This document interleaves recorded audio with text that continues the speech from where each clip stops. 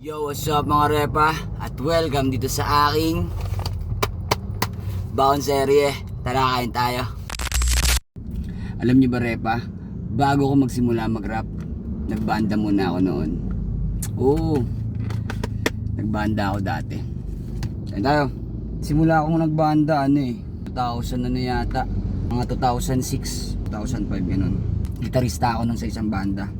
Bata pa ako nun Siguro mga pa lang ako nun, 16. Tapos nakagawa kami ng sarili namin kanta. Sumasali sa mga battle of the band. Tapos napahinga din kami. Tapos nagtrabaho, nagkaroon ng sariling buhay.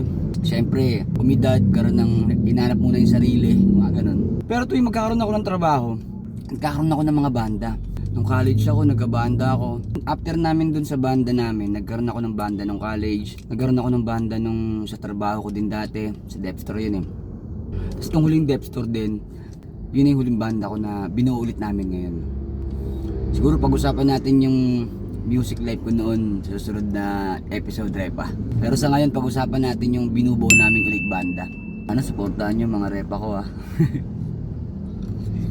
Last week lang nag-practice kami. Yan, marami magkakasama kami.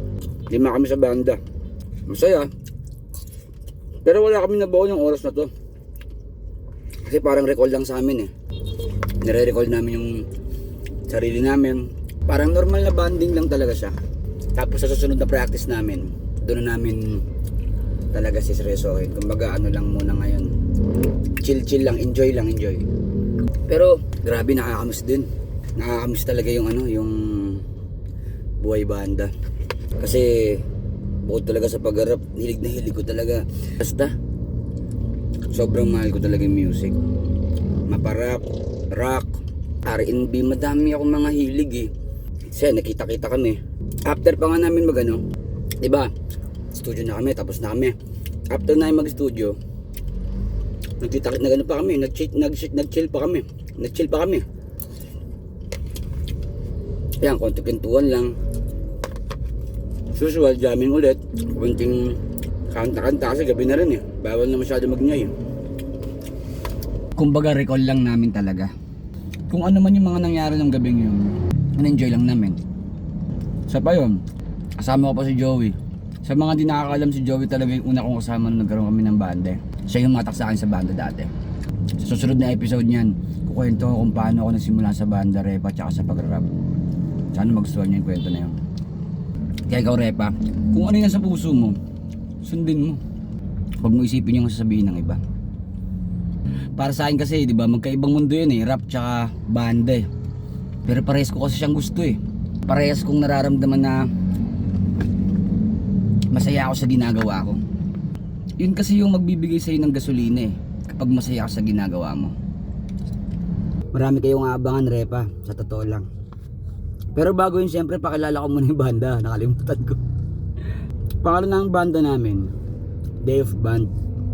Nagsimula kami 2013 December, alam ko December yun Noong mga time na yun, puro lang kami mga cover songs. Tumutugtog kami sa mga nyari party ng mga may mga party, kailangan ng banda, tumutugtog kami. O kaya yung studio na pinagrentahan namin, yun ng event na puro banda. So nagpa-line up din kami nun. Tapos kunyari, mga birthday na mga katrabaho, mag-jam kami doon, beatbox sa gitara. Kumbaga talagang binubuo namin as banda. Pero puro mga cover songs lang, wala kami mga original song. Hindi pa ako nag-rap nun Hanggang nung tumagal, nagkaroon kasi ng mga chikiting na kami lahat nagkaroon kami ng mga anak.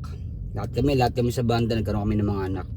So syempre na busy, na isang tabi muna yung banda. Ang tagal din, ilang taon, 2013, 14, siguro mga 15 kami nag-stop parang halos mag 10 years din, isang dekada rin, 'di ba? Kaya ngayon pagbabalik namin, mas ganado kami. Tapos ang focus talaga namin is puro original songs na. Kasi iba pa din talaga yung pag original mo yung kanta Meron kang maiiwan. May maiiwan ka sa mundo na alam mong galing sa'yo.